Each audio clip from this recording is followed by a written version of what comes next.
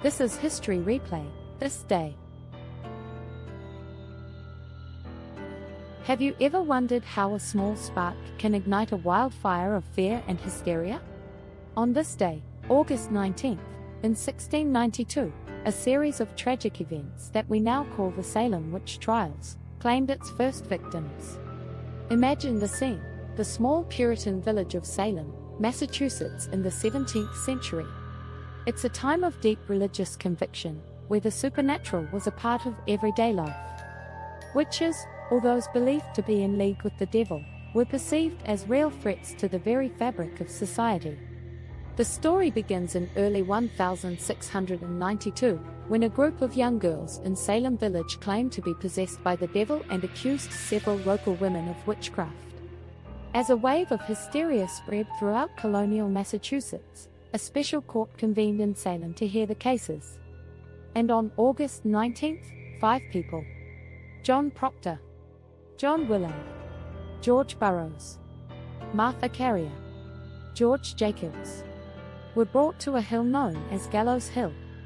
Accused of witchcraft, these individuals faced a grim fate. But how did this panic ensue? Let's rewind. In January 1692, Betty Paris, aged 9, and her cousin, Abigail Williams, aged 11, began to have fits. These weren't just any fits. They screamed, threw things, uttered strange sounds, and contorted themselves into bizarre positions. Doctors were baffled. Unable to determine any physical ailment, the diagnosis was settled, the work of the devil. And so, the girls were pressed to name their tormentors. Fearful and perhaps influenced by society around them, they pointed fingers. 3 women were the first to be accused: Sarah Good, Sarah Osborne, and Tituba, a slave of different ethnic background. Their societal status made them easy targets. Tituba's confession is particularly notable. Under pressure, perhaps torture, she not only confessed but wove a dramatic tale of meetings with Satan, descriptions of black dogs, red cats, and a tall man from Boston. The news spread like wildfire.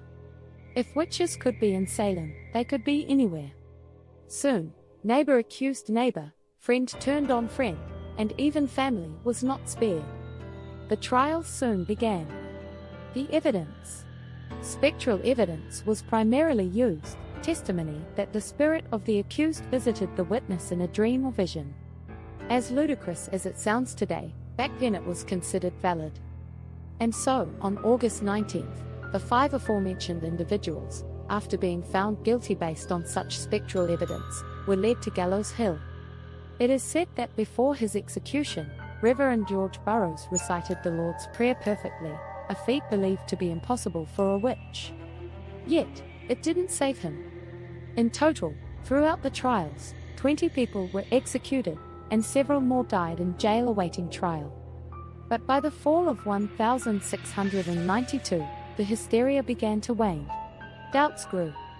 Prominent members of society criticized the use of spectral evidence, and the court was dissolved in May 1693. So why did this happen? Historians have theorized multiple causes. Some of these include frontier wars with indigenous tribes, created a backdrop of trauma, rivalries and jealousies between the burgeoning towns of Salem Village and Salem Town, to economic stresses, and even a theory about a fungus on rye bread causing hallucinations. Yet, the most poignant lesson from the Salem Witch Trials isn't about witchcraft.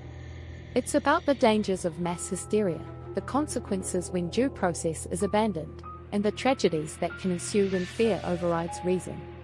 Today, memorials stand in Salem in memory of those executed. Their names serve as a sobering reminder of the perils of unchecked fear and prejudice. So on this day, August 19th, as we look back, let's remember not only the lives lost, but also the importance of skepticism, the pursuit of evidence-based truth, and the necessity of questioning, even when surrounded by a cacophony of accusations. Thank you for joining us on History Replay this day. Stay curious, stay skeptical, and always remember to look beyond the surface. And if you have not already done so, share, like and subscribe to our channel, History Replay, this day. This is History Replay, this day. Thanks for watching.